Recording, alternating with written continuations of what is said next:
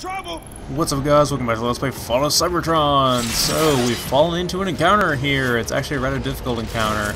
So, very crucially, I like to come to this area where the X12, or X18 rather, Scrapmaker spawns, and just hold out in this corridor here, and wait for the shotgun guys to funnel in on us, because I've tried this on many different angles with many different weapons, and died repeatedly every time. So these guys are very, very difficult. We did that very easily that time, though. The X18 Scrapmaker at a decent range gives us enough time to deal enough damage to kill them before they get too close.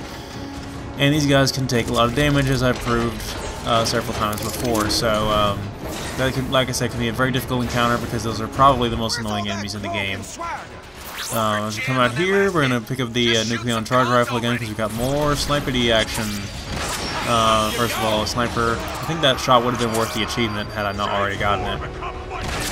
Some more guys that have Cliff Jumper pinned down, and we even bring to the attention why he can't just use his cloaking to get away, and it's like, oh, plot device.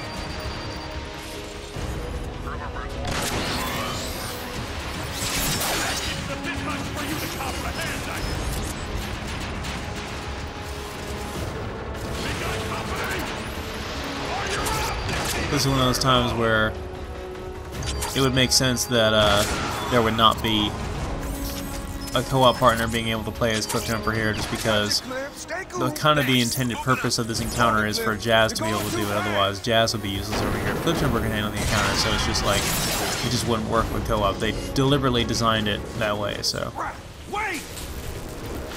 think there's a blueprint right there normally, which I already have. No, obviously I have no idea what it's for.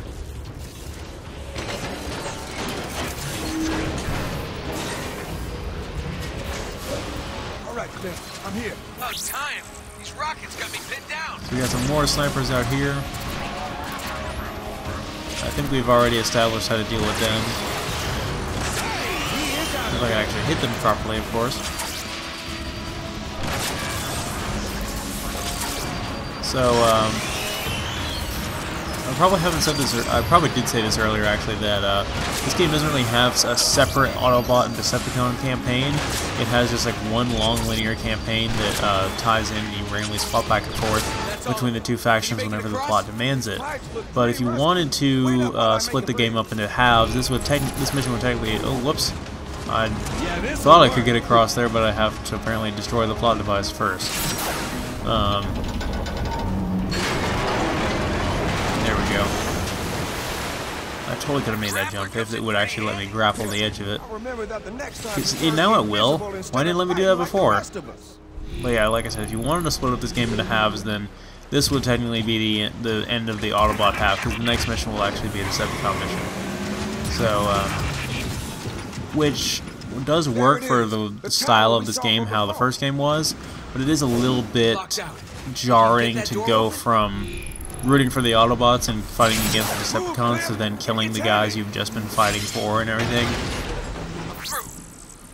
It's funny, because those pieces of debris go flying back like that. There was actually someone who was watching me play this game one time, and they're like, did you just kill him there? Did you just kill Cliff Jumper by smashing a door on him? And I'm like, no, he got through the door, but those pieces of conspicuous red debris led them to believe otherwise. See, there he is. Now we're about to kill him. No, just kidding. Don't get all jumpy. They're in stasis. I really hate this. Looks like the Insecticons are back from the last mission, or the last video rather. This is a rather interesting room right here. It shows a little display of the tower thing that opens up the space bridge. We're gonna go ahead and adjust our setup here for the final battle of this mission.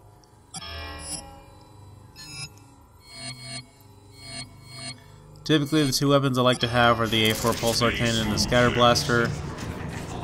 Imagine that, me actually liking the Scatter Blaster.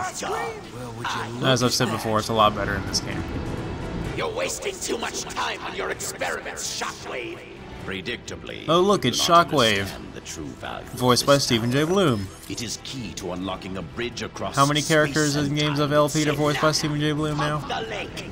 Energon Cube Fools don't make them I'll get back to you on that one when we do Bulletstorm. What are you doing? Getting my jump on. Never forget that I am in charge, Shockwave. I suggest you attend to your visit. What? Yeah, you jumped into that one.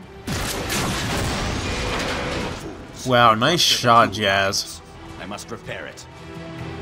Insecticons, deal with the Autobots.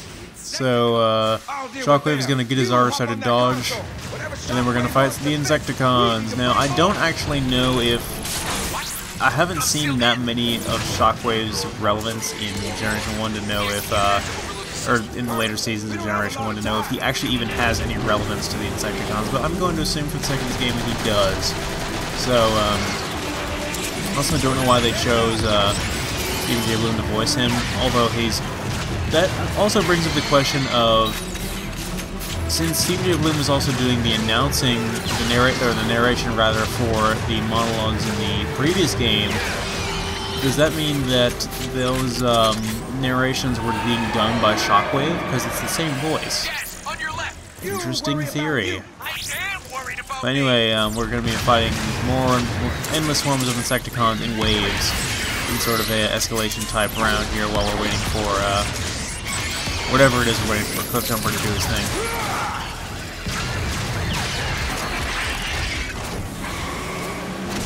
Much like in the Generation 1 movie, we can turn to our alt mode and just bash right through these guys if the mood suits us. Also, feel free to transform and use our vehicle weapons because we have plenty of ammo for our alt mode. And it does help to go ahead and use that. Now, there's a thing that automatically opens up right here that'll give us a thermo mine payload as we acquired earlier. And that's always nice to go pick up. We're going to go ahead and deploy those. I want to get as much ground covered as possible to separate the mines, because they'll all pretty much drop in the same place, so I don't want them all to be like clustered towards the same enemy. The problem with the A4 pulsar cannon, especially on hard, is it does take more than one shot to really kill these guys, and it does not hold a lot of ammo, relatively speaking. So these guys are tougher than they look, but the scatter blaster does deal with them pretty easily because of the range and fire damage additionally. Not a lot of these guys actually ignite though. Well, that guy did. Yes, if I can reroute enough toxic waste back into the server core, it should blow this whole facility sky high. You can break those pods before the enemies come out, but usually you just don't get the time to. Yeah, mobility is key here, which is actually not that big of a deal. Whoa, holy crap, Jazz, there's a barrel roll here. You are not Star Fox. Stop that nonsense. Also, as you can see here, you can kind of get them all clustered up together and launch out all three of the pulsar cannon rounds before detonating them. And then this one is going to open up and just give us some ammo, I think.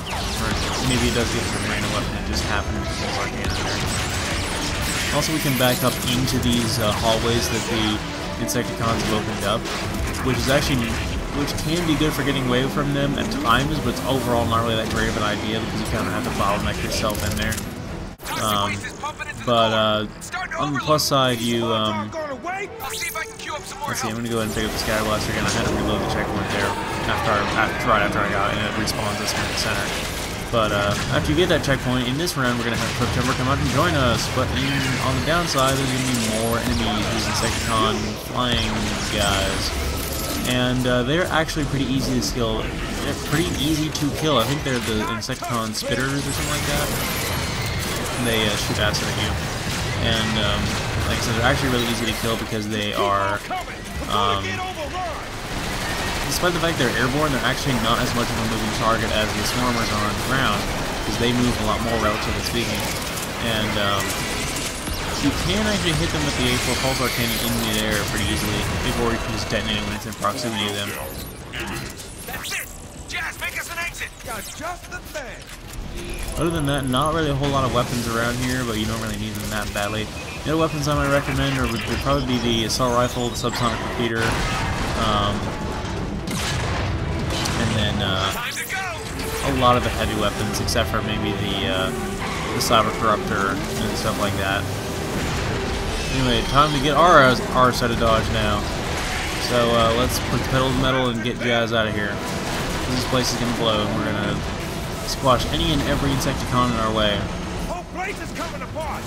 Another thing I really like, Jazz's mission might be one of my favorites in the game, just because I like how it's very much in the first style of switching modes is actually very useful and very much encouraged, unlike the previous missions where there were times where it had this sort of Armada game feel of there's not really any need to really use your alt mode at all. Although at least in this series, the alt mode has weapons.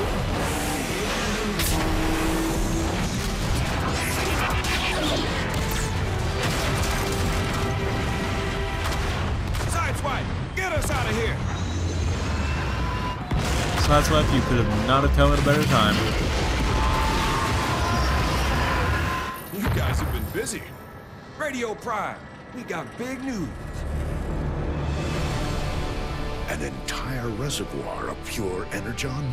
By the looks of it, there's enough here to power the Ark and get us off Cybertron. Jazz, mark your position. I'm sending in reinforcements. But how will we bring all that energon here? They got Walking City carry it back. No, our friend Metroplex must stay and protect the Ark. Let's use an old refinery transport. That's what they're built for. Those beasts guzzle energon like there's no tomorrow. There is no tomorrow if we don't get that energon. Besides, it's got the firepower we'll need to repel a Decepticon attack. Make it happen.